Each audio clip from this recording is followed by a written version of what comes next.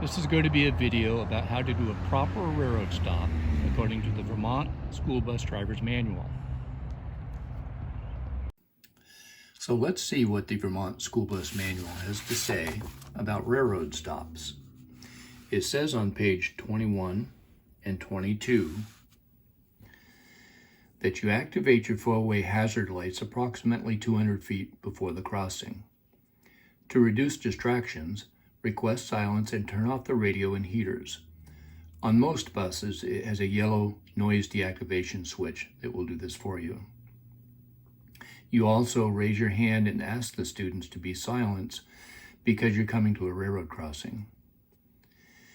You apply your brakes just enough to let the motorists behind you know that you're going to be stopping the bus. You stop the bus no closer than 15 feet and no further away than 50 feet from the nearest rail. Place the bus in neutral and set the park brake. Now you notice it says use the shifter first by placing the bus in neutral, and then you set the park brake. Turn off the master switch so the red lights will not come on when the doors open. Now this says remember to turn it on again after you clear the tracks. But let's talk about this for a minute. There is no reason to turn it back on until you reach your next student stop, because every time you do a student stop, you have to activate the amber lights by using the master switch anyway. I teach that you should turn it all the way off every time after a student stop. This way, you will never forget at a railroad crossing to turn it off.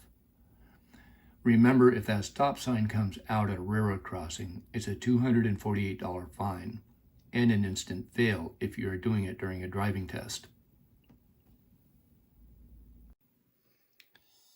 So now that you're stopped, for your Type 1 bus or your Class B license, open the service door and the driver's window. For your Class C license or Type 2 buses, open the driver's window only. Then it says to look and listen. And further down it says to look and listen a second time. Then you can close the door and proceed. Your four-way flashers should be deactivated after the vehicle crosses the tracks.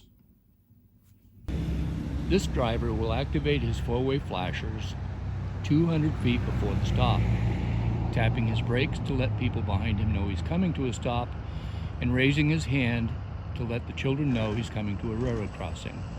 Also, activating the noise deactivation device. He'll stop 15 to 50 feet from the closest rail. Put the bus in neutral, his park brake on, open his door and window. Failure to open the door or stop at a crossing is a $248 fine, both. After looking and listening twice to make sure the coast is clear, puts the bus in drive, release the brake and cross all the way before he turns off his four-way flashers. Now let's take a look at it from the driver's perspective.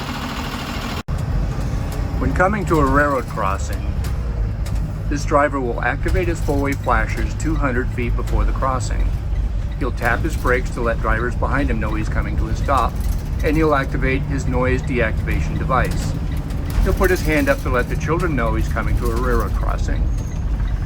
He'll also stop 15 to 50 feet from the closest rail. When stopped, he'll put the bus in neutral and apply the park brake. He'll open his window and his door, making sure the master switch is off. After looking and listening twice, he closes the door, puts the bus in drive, and releases the park brake. Continuing across the track, he will leave his four-way flashers on until he is completely across the track, and reactivate your noise activation device.